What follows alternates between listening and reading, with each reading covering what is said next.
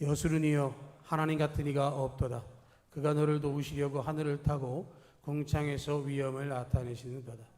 영원하신 하나님이 내 처소가 되시니 그의 영원하신 팔이 내 아래에 있도다. 그가 내 앞에서 대적을 쫓으시며 멸하라 하시도다. 이스라엘이 안전히 거하며 야곱의 샘은 곡식과 새 포도주의 땅에 홀로 있나니 곧 그의 하늘이 이슬을 내리는 곳에로다. 이스라엘이여 너는 행복한 사람이로다. 여호와의 구원을 너같이 얻은 백성이 누구냐? 그는 너를 돕는 방패시요 내 영광의 칼이시로다. 내 대적이 내게 복종하리니 내가 그들의 높은 곳을 밟으리로다. 아멘. 어른들의 농담 가운데 그런 농담이 있습니다. 우리나라 사람 중에 집을 가장 많이 가지고 있는 사람이 누굴까요? 여러분 맞춰보세요. 누굴까요? 집을 제일 많이 가지고 있는 사람. 성은 모르지만 이름은 알죠. 영구 씨가 제일 많이 가지고 있답니다.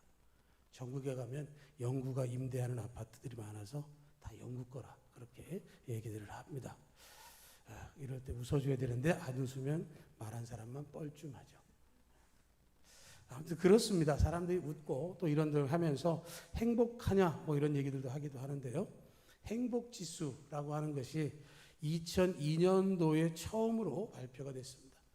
영국의 심리학자인 로스웰 그리고 코언이라고 하는 인생 상담사가 18년에 걸쳐서 1000명의 남녀를 대상으로 조사를 했고요. 객관적인 지수를 나타낼 수 있는 방법을 고안해서 2002년도에 발표했더니 그 해부터 유엔을 비롯한 공식 기관에서 이걸 하나의 기준으로 사용하기를 시작했습니다. 그래서 사람들이 행복하다라고 말할 때 그 기준이 뭐냐? 세 가지가 있는데 하나는 개인적인 특성에 따라서 다르다라는 겁니다. 그래서 인생관, 적응력, 유연성 이런 특성에 따라서 행복에 대해서 생각하는 방식이 다르더라. 아주 낙천적인 사람, 긍정적인 인생관을 가진 사람들은 어느 상황에서도 행복하다라는 것에 좀 더 가중치를 부여하고 변화하는 상황에 잘 적응하고 유연한 사람들이 행복하다고 생각하더라 라고 하는 게 첫 번째 특성이고요. 두 번째는 생존의 조건입니다. 건강하냐, 돈이 있냐, 인간관계는 괜찮으냐 이런 조건에 따라서 행복하다고 생각하는 차이가 난다는 거죠. 건강, 돈, 인간관계에 문제가 있으면 생존이 어렵고 그러면 행복하다고 하기가 어렵다라고 하는 것이고요. 세 번째로는 고차원이다라고 얘기를 하는데 이게 뭐냐면 비전과 자존심, 희망이 있느냐라고 하는 겁니다. 나에 대한 자존심이라기보다는 자존감이라고 말하기가 더 좋을 텐데요. 상대방과 비교하는 게 아니라 내 스스로가 나에 대한 가치를 부여하고 있는가. 그리고 내가 앞으로 큰 비전을 가지고 있고 그 희망을 가지고 살아가고 있느냐. 거기에 따라서 행복하냐 그렇지 않느냐를 판단할 수 있다라고 하는 것이 행복 지수의 중요한 요소입니다. 이거 굉장히 중요하고요. 우리들도 생각해 보면 나름 의미가 있겠다 싶은 것이죠. 그런데 이 모든 조건들 가운데 한 가지가 우리 예수 믿는 사람들에게는 빠져 있는데 그게 뭐냐면 고린도 5장 17절에 있는 것처럼 누구든지 그리스도 안에 있으면 새로운 피조물이라 이전 것 지나갔으니 보라 새 것이 되었도다 라고 우리가 말씀하는 것처럼 이 전의 사람 예수님을 믿기 전의 사람은 그 조건에 맞추어서 이야기할 수 있겠지만 예수님 믿고 나면 그 모든 조건의 전제는 예수님 안에 우리가 있느냐 없느냐에 따라서 달라진다라고 하는 것이죠. 새로운 피조물이 되었기 때문에 이제는 그리스도 중심으로 바라볼 것을 이야기하는데 문제는 내가 예수 믿는 사람임에도 불구하고 이 기준으로 판단하는 사람들이 훨씬 더 많다라고 하는 것이죠. 오늘 본문 29절에 보면 모세가 이스라엘 향해서 한마디 하는 게 뭐냐면 이스라엘이여 너는 행복한 사람이로다 라고 이야기를 합니다. 여러분 신명기는요 모세가 이스라엘 백성들에게 마지막 남겨주는 유언이고요. 그 유언 가운데 33장은 12지파를 하나하나 짚어서 모세가 이야기하고 그리고 마지막으로 하는 이야기가 바로 이 이야기입니다.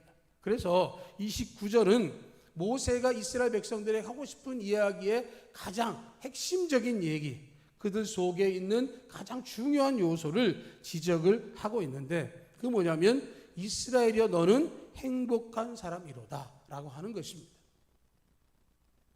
모세가 왜 그러면 이스라엘 백성들을 향해서 너희는 행복하다라고 말했느냐라고 하는 것이죠.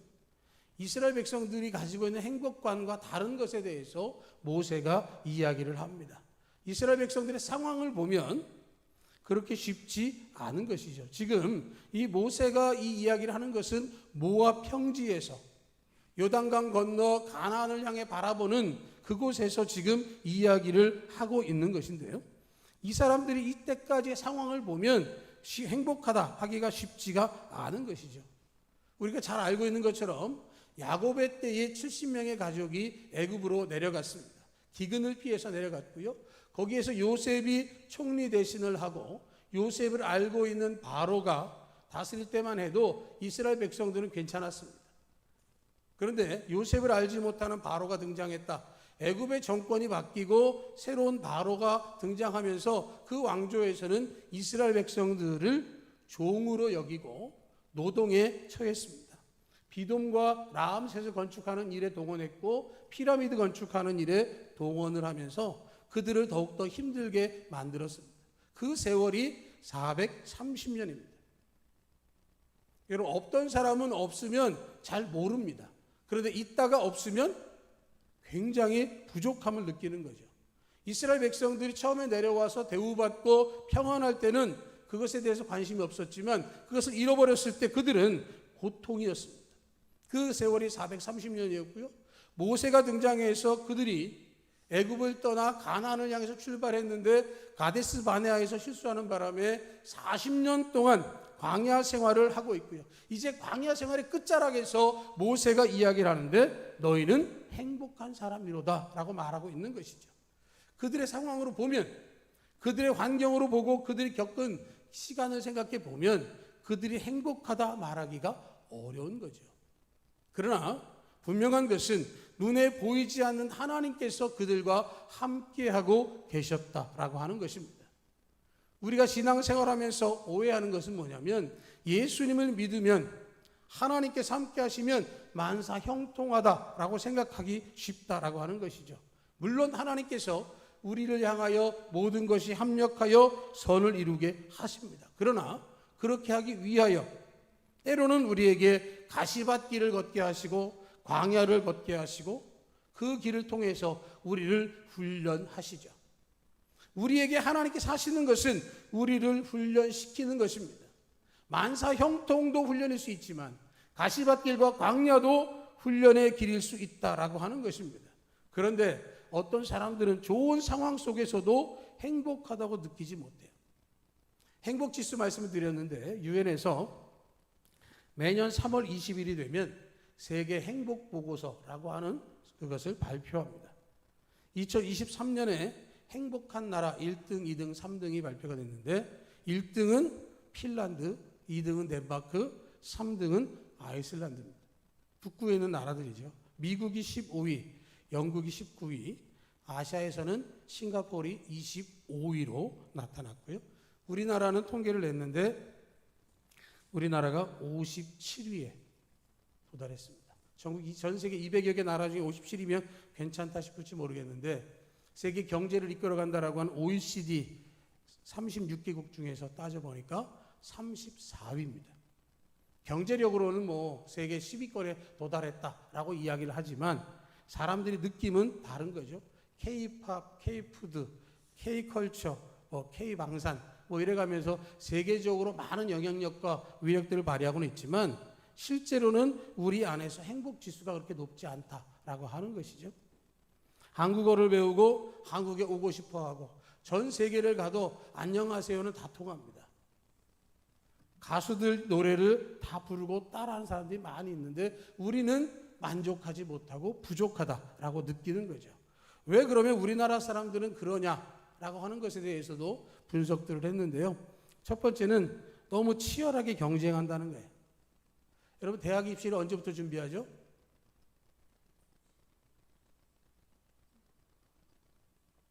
언제부터 준비하나요? 유치원 때부터 준비합니다. 유치원 때부터. 어린 시절부터 청소년기까지 지금 중1 시험 안 보죠? 학교에서. 중2 때부터 보죠. 근데 부모들은 궁금하죠. 답답하죠.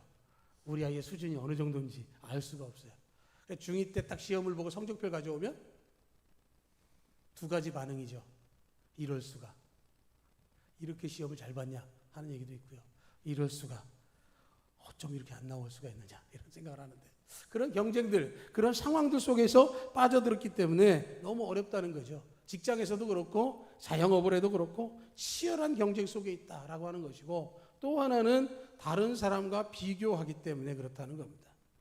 SNS, 인스타그램 이런 거 다 하면서 사람들에 대한 여러 정보들 보다 보니까 비교하고, 그것을 통해서 적어도 내가 남들에게 뒤처지진 않아야 되겠다, 혹은 남들보다 더 나아야 되겠다라고 하는 그런 생각에 빠진다는 것이고요. 세 번째는 체면과 타인의 시선을 의식한다는 거예요. 체면, 그렇죠?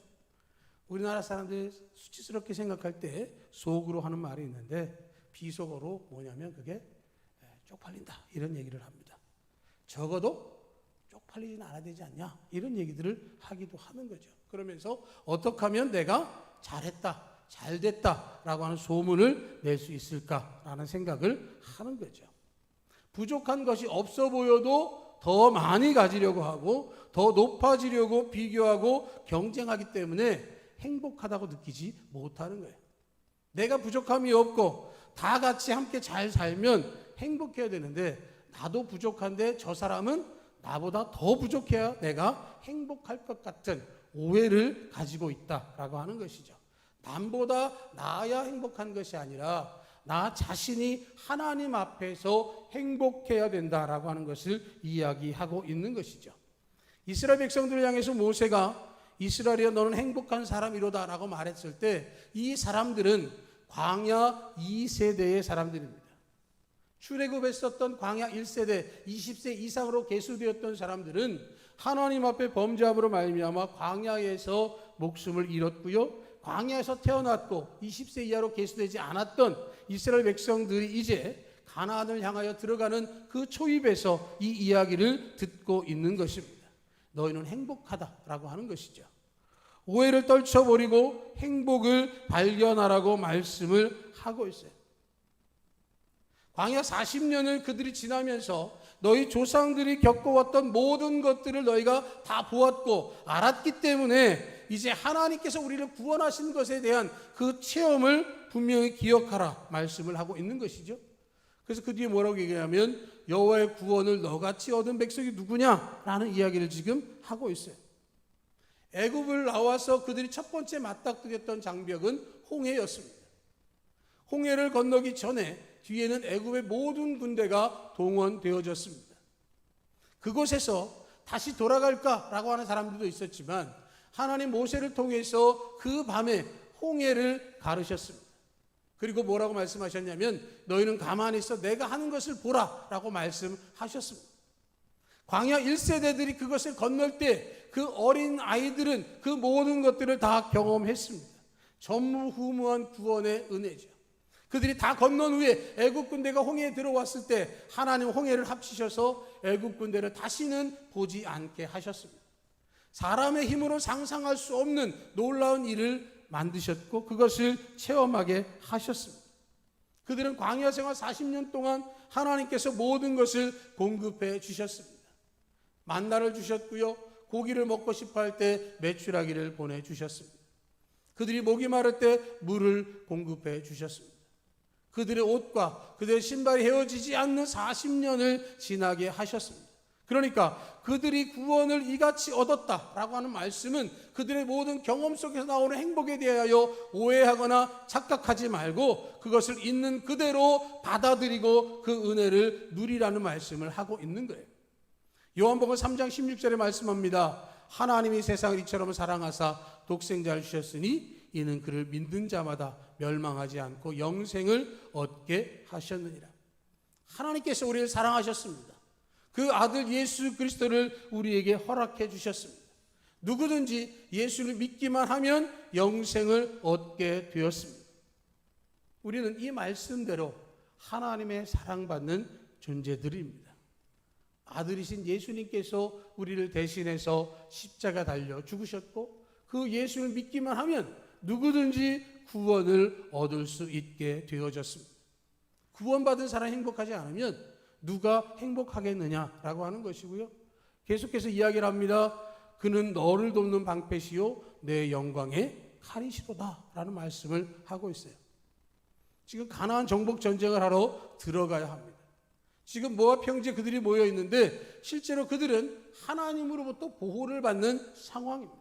이스라엘 주위에는 모압이 있고요, 암몬이 있고 그들이 싸워서 물리쳤던 아모리 족속이 있었고 바산 왕이 있었고 요단강을 건너가면 가나안 7 족속이 포진해 있습니다.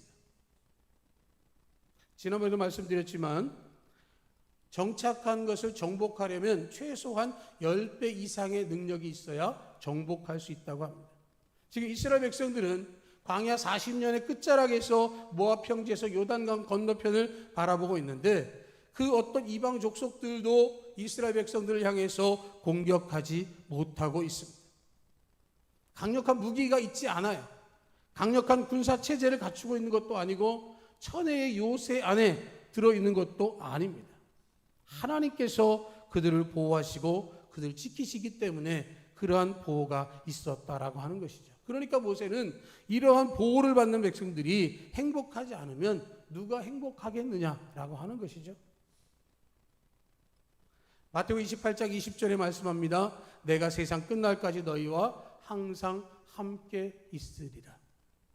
우리 예수님께서 말씀하셨습니다. 우리와 항상 함께 있겠다. 언제까지? 세상 끝날까지.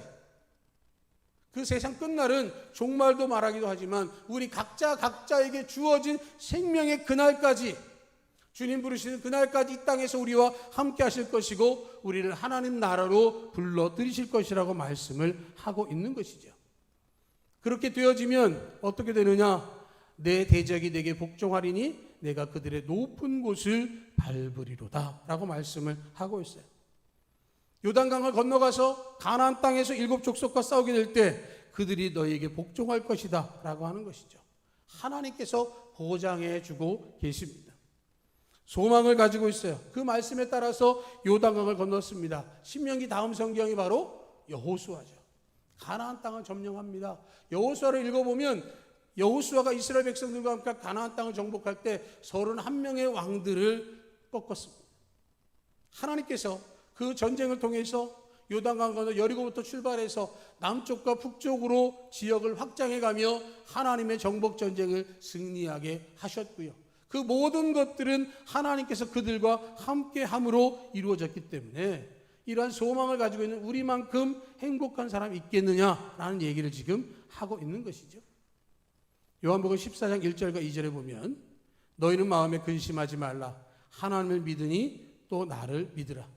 내 아버지 집에 거할 곳이 많도다. 그렇지 않으면 너희에게 일렀으리다.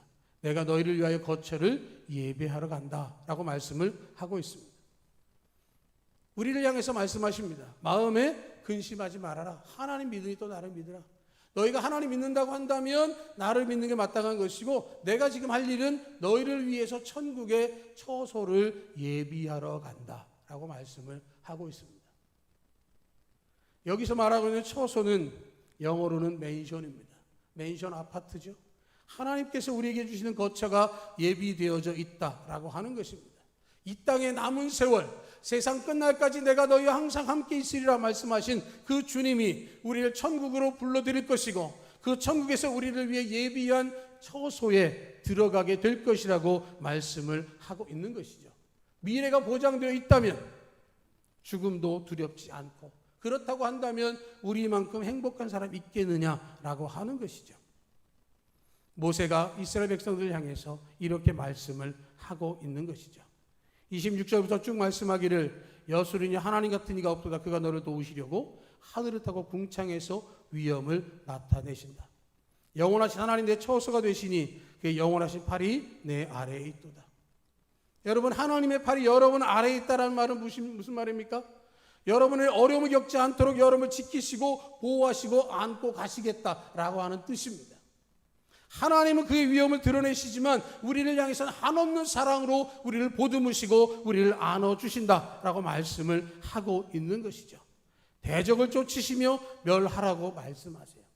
하나님께서 우리와 함께 하시기 때문에 우리가 승리할 수 있고 안전히 거하고 야곱의 샘 곡식과 새 포도주의 땅에 홀로 인하여 곧 그의 하늘이 이슬을 내리는 곳에 이슬을 통해서 곡식의 풍성함을 누리는 그곳이 하나님께서 예비하신 곳이고 그런 것을 우리에게 약속되었다고 한다면 그러한 소망이 있다면 우리가 행복한 것은 마땅하다라고 하는 것이 모세의 이야기요 우리에게 들려주시는 주님의 음성입니다. 성경의 그 많은 믿음의 사람들은 다 같은 이유로 행복을 발견했고요. 행복하다고 고백했고요. 그것을 누리면서 살았습니다. 시편 23편 1절에 다윗이 뭐라고 얘기를 합니까? 여호와는 나의 목자시니 내가 부족함이 없으리로다. 여러분 이 고백은 다윗의 고백으로 멈추게 하지 마십시오. 여러분의 고백이 되어야 합니다. 하나님 한 분만 나의 목자가 되시면 그것으로 나는 만족하고 나는 행복하다라고 하는 것이죠. 하박국 3장의 말씀 비록 무화과 나무가 무성하지 못하며 포도나무에 열매가 없으며 감람나무에 소출이 없으며 밭에 먹을 것이 없으며 우리의 양이 없으며 외양간에 소가 없을지라도 나는 여호와로 말미암아 즐거워하며 나의 구원의 하나님으로 말미암아 기뻐하리로다. 이딴 것들이 부족하고 힘이 들더라도 하나님 한 분만 계시면 감사하고 기뻐하고 행복하다라고 하는 것이죠. 이 말씀을 생각하면 떠오르는 찬양이 있죠. 무화과 나무가 생각할지 모르지만 그게 아니라 사람을 보며 세상을 볼 때 사람을 보며 세상을 볼 땐 만족함이 없었네. 나의 하나님 그분을 뵐 때 나는 만족하겠네. 저기 빛나는 태양을 보라 또 저기 서 있는 산을 보아라.